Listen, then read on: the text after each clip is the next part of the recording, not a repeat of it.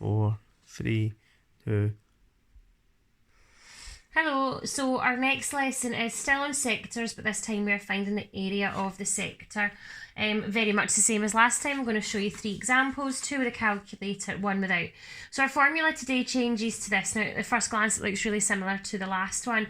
The main difference is when it was arc, this said pi d here. Today we're talking about area and it's got pi r squared. This is another formula that will never be given to you. You have to memorise it. Now, what I always find is people struggle with when do I use pi d, when do I use pi r squared. If I was teaching in class, I would have a song for you. Otherwise, the only other thing I can think of that would help is whenever you write area, at the end you write cm squared as your units. So the formula for area is the one that's got the squared in it.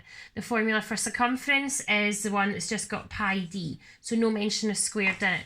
So that's the only thing I can think of to try and help you remember it. But area is pi r squared. So it is your fraction of your angle, the fraction of the circle times pi r squared. So please try and memorise that. So example 1, we have a sector of a partial circle. The angle at the centre is 144 degrees and this bit here is 3 centimetres. So there's the centre of my circle, there's the outside, so my radius is 3. So we're going to go plug this straight into the formula. Again, I'm not going to write it out again. So area equals your angle at the centre, 144, over 360 times pi times, now it's r today, not d, r squared is 3 squared, so times 3 squared. Now, same as last time when you're doing it on your calculator, you can use your fraction button, or we can simply do 144 divided by 360 times pi times 3 squared. And again, to access pi, you'll have to press shift, and it'll be down probably the bottom row of your calculator. If not, you can always take pi as 3.14 temporarily. Okay, so when I type that into the calculator, this gives me an answer to 2 decimal places of 11.31 centimetres squared. And again, we're doing area now, so our units are centimetres squared or square centimetres. So that is my first example. Second example, we're going to get on a wee bit more complicated. And there is a wee bit extra thinking to this one rather than just going straight into the formula. So I have a full circle this time and it's going to be divided not so equally into 5 sections. So I know obviously a test or exam that would look a bit better than that. So 5 equal sectors. Excuse the drawing and me laughing. So these are all equal sectors and we're asked to find the area of one sector. So this is what I am after, the area of one of these sectors. So the formula was area equals your angle, which we don't know, over 360 times pi times, now I've also not given you the radius, I did this last time as well. I'm going to tell you that my radius is 5 centimetres. So it's going to be times 5 squared. So the question is, how do I get that angle in the middle? Now, it's not that difficult. A full circle is 360. So what we have to really do is 360 divided by 5, which in fact is 72. So our sum is 72 divided by 360 times pi times 5 squared. And if we type that all in, okay, to 2 decimal places again, we should get 51.71 cm squared to 2 decimal places. Now these kind of questions are quite common. A circle divided exactly into 5, 6, 7 or 8 pieces could come up as well. But the main thing is that the formula is still the same, right? The formula, plug it in.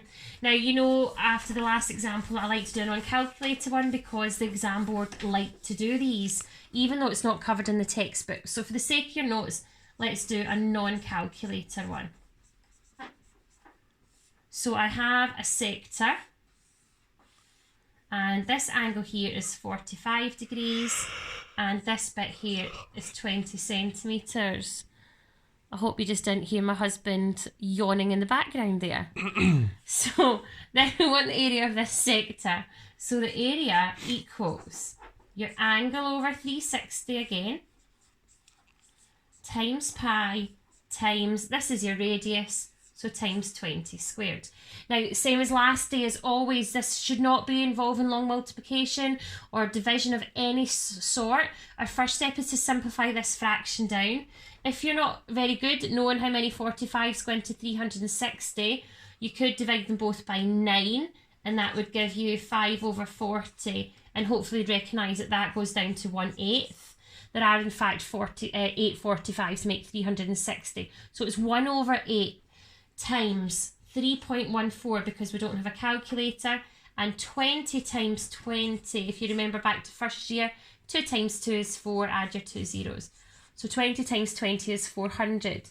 Now from there, this and this always cancel. The fraction should always go into the 400. 1/8 of 400 is 50. So we're left with 3.14 times 50. I don't quite have the space, so I'll go up here and do it again.